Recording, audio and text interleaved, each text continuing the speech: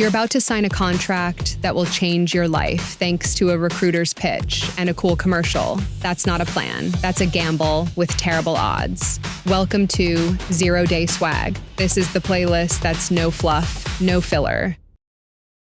Military pay in 2025, the real numbers broken down. You saw a pay chart on Google and think you know what you'll make in the Army. That's cute. You're looking at the tip of the iceberg while the real money is hiding underwater and you're about to drown in financial ignorance. The biggest lie about military pay isn't a lie at all. It's a half-truth, and a half-truth is more dangerous than any lie a recruiter can tell you. This isn't just about a salary. This is about your total compensation package, the hidden money, the tax-free allowances, and the benefits that are worth more than the cash itself. So let's decode the real numbers. This is your guide to what you'll actually earn by the numbers. Before we get into the numbers, let's get one thing straight. The figures we're using today are based on the 2025 pay charts and allowances. These numbers change, they go up, they get adjusted. This isn't a legal contract, it's a tactical brief designed to teach you how to think about your pay. Your mission is to take this framework to your recruiter and have them run the exact numbers for the jobs and locations you're interested in. Verifying your intel isn't just a good idea, it's a requirement. Now let's break it down. Number 1, $2,000, your starting point. Let's start with the number everyone sees, your base pay.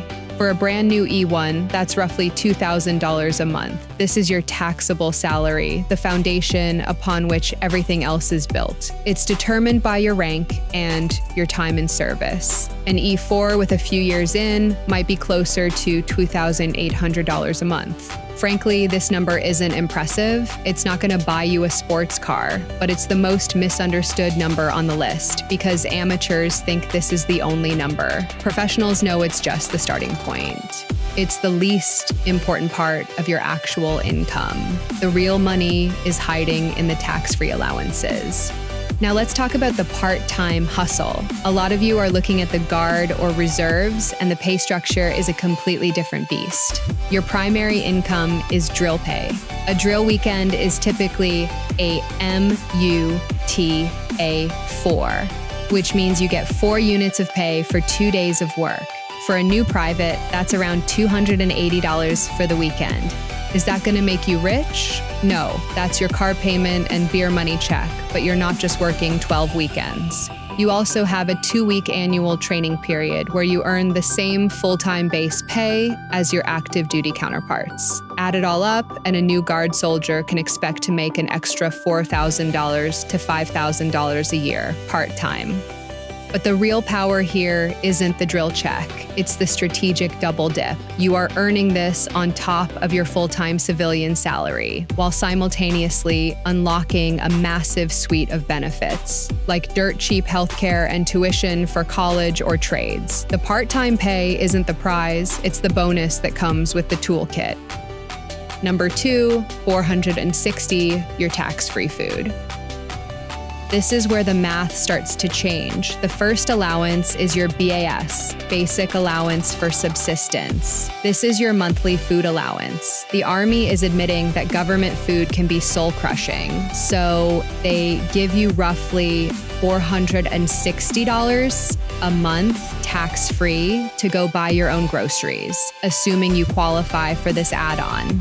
If you're a single soldier living in the barracks, you probably won't see this cash directly. You'll just eat at the dining facility, DFAC, for free. But if you're married or live off post, this tax-free money hits your bank account every month. It's a small but significant boost that isn't reflected on the standard pay chart.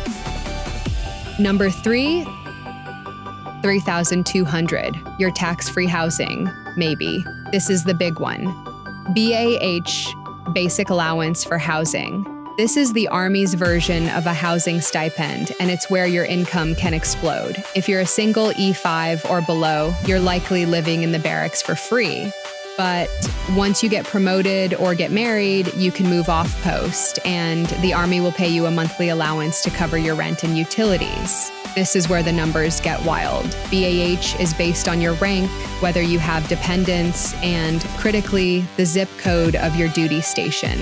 An E5 with dependents at Fort Hood, Texas might get around $1,400 a month for housing. That same E5 stationed in Honolulu, Hawaii, they're getting over $3,200 a month. Tax-free. Let's do the math. That E5 in Hawaii isn't making their base pay of $3,200 a month. They're making $3,200 base pay plus $3,200 BAH plus $460 BAS.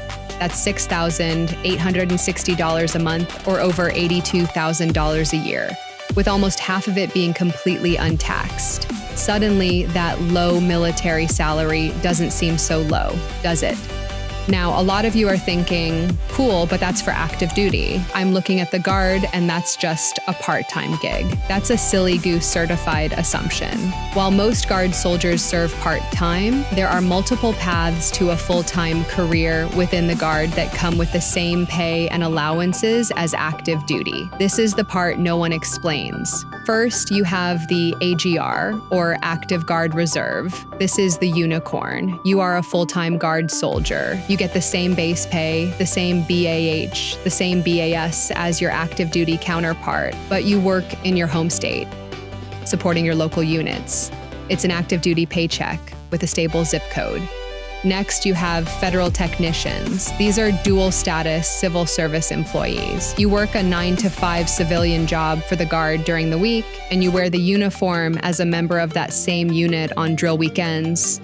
You get a competitive government salary, federal benefits, and your Guard drill check on top of it. Finally, there are ADOS, or Active Duty Operational Support tours. These are temporary full-time orders. Need to save up for a down payment on a house? You can volunteer for these slots, get full-time pay and benefits, and then go right back to your part-time status. It's a flexible way to turn on the money fire hose when you need it. The idea that the Guard is only part-time is a myth. Number 4, $50,000, the bait.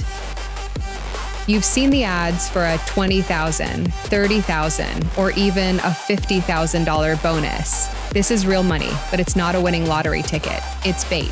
It's a tool the Army uses to incentivize people to do difficult, dangerous, or hard-to-fill jobs.